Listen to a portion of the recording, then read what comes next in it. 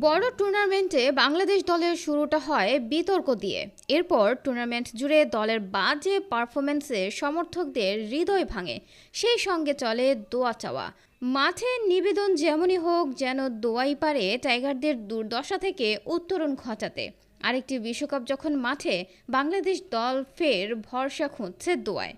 বিশ্বকাপ খেলতে যাওয়ার আগে জিম্বাবুয়ের বিপক্ষে রান করতে সংগ্রাম, এরপর যুক্তরাষ্ট্র গিয়ে স্বাগতিকদের বিপক্ষে সিরিজ হারের লজ্জা। টুর্নামেন্ট শুরু হওয়ার আগেই আত্মবিশ্বাস তলানিতে নামতে আর কি লাগে। আত্মবিশ্বাস যেমনই হোক, মাঠের খেলা যেমনই হোক, বাংলাদেশ বিশ্বকাপে ভালো করতে পারে দর্শক সমর্থকদের দোয়া পেলেই। টাইগারদের দলটা চলছে দোয়ায় ভর করে। দেশের ক্রিকেট নিয়ে এমন ব্যঙ্গ খোদ সমর্থকরাই করেন, আর সেই ব্যাপারটা খেলোয়াড়েরাও ভালো করেই জানে। অন্তত সাকিব আল হাসান শত ব্যস্ততার মাঝেই সেই খবর রাখেন। শ্রীলঙ্কার বিপক্ষে প্রথম ম্যাচের আগে অনুশীলন করছে বাংলাদেশ। টেক্সাসের গ্র্যান্ড প্রেইরি স্টেডিয়ামে মহা গুরুত্বপূর্ণ ম্যাচের জন্য নিজেদের প্রস্তুত করছে বাংলাদেশ। সে সময় সংবাদকর্মীরা জানান, টাইগারদের সাফল্যের জন্য তাদের দোয়া করার কথা।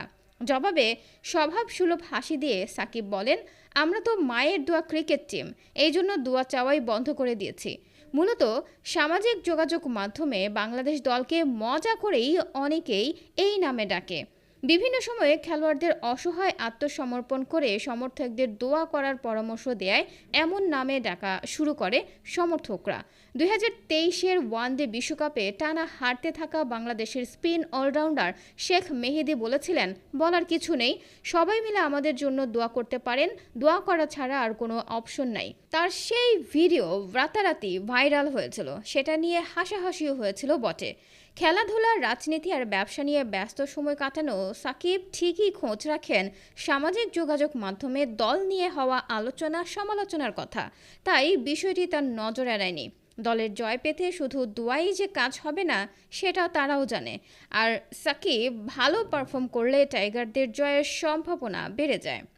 দর্শক, মায়ের দোয়া টিম নিয়ে আপনাদের কি মতামত? শুধু কি দোয়া দিয়েই কাজ চলবে, নাকি ফিল্ডে ভালো পারফর্ম করতে হবে?